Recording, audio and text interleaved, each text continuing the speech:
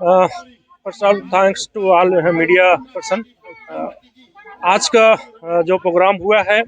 दोतमा के हमारे उम्मीदवार बिरजू खान बोरा जी के लिए, मैं आसाम का एआईसीसी माइनॉरिटी डिपार्टमेंट की तरफ से को इंचार्ज हूँ और पूरे आसाम का मैं दौरा कर रहा हूँ और आज मैं यहाँ पे पहुँचा हूँ मीटिंग में। मुझे बहुत खुशी हुई कि कांग्रेस पार्टी के लिए बहुत जबरदस्त समर्थन, अपार समर्थन मिल रहा है। पिछले 5 साल से हेमंत बिस्वा शर्मा ने जिस तरह से लोगों को परेशान किया, जिस तरह से उसने हम जमीन यहाँ की आदिवासी लोगों की या ट्राइबल की जमीन है उसने जिस तरह से अडानी को देने का काम किया, जिस तरह से मुसलमानों पे जुल्म किया है, जिस तरह से भ्रष्टाचार किया है और बड़ी बड़ी कंपनियां अपने नाम से बनाई है, उसकी वजह से यहाँ के लोग सरकार को बदलना चाहते हैं और कांग्रेस पार्टी को बड़ा समर्थन मिल रहा है।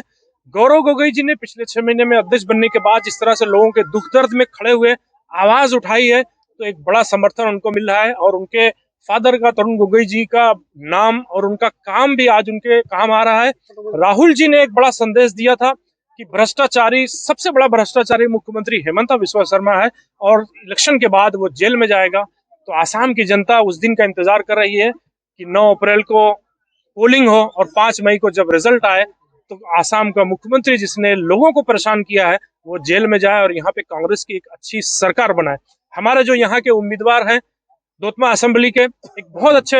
उम्मीदवार हैं, लोग उनको बहुत पसंद कर रहे हैं। कल भी हम एक प्रोग्राम में थे, बहुत सारे लोगों ने कांग्रेस पार्टी को ज्वाइन किया दूसरी पार्टियों को छोड़ करके और गांव गांव में उनके लिए एक बड़ा जन समर्थन मिल रहा है। मुझे पूरी उम्मीद है कि दोतमा की सम्मानित जनता उनको इस बार एमएलए यहाँ से बना करके भेजेगी और कांग्रेस पार्टी फिर उनको और बड़ी जिम्मेदारी देगी कि जिससे कोकराझार जिले का इस बेल्ट का अच्छे से विकास हो सके, डेवलपमेंट हो सके।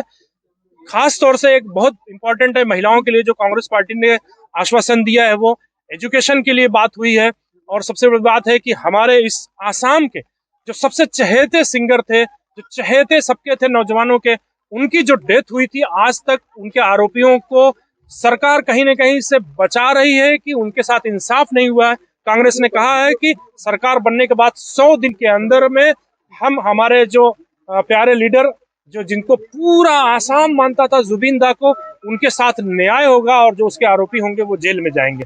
धन्यवाद। Sir, what are the main agendas of the Congress में मेन एजेंडा हमारा यही है, राहुल जी का जो एजेंडा है कि वो भ्रष्टाचार से मुक्त होना चाहिए आसाम और डेवलपमेंट की पॉलिटिक्स होनी चाहिए, नफरत की राजनीति नहीं होनी चाहिए, सबका सम्मान होना चाहिए। सरकार का काम नहीं होता है कि किसी एक जाति, किसी एक धर्म, किसी एक जिले की बात करे, सरकार पूरे आसाम की होती है। और आज का मुख्यमंत्री जो भाषा इस्तेमाल करता है, संविधान की जब आप शपथ लेते हैं, बाबा साहब ने संविधान बनाया है, तो आप उस शपथ लेते हैं कि हम किसी के साथ भेदभाव नहीं करेंगे, लेकिन हमारे मुख्यमंत्री भेदभाव कर रहे हैं। एक ही एजेंडा क्लियर है, सबका साथ, सबका विकास और सबका सम्मान और सबकी है कांग्रेस।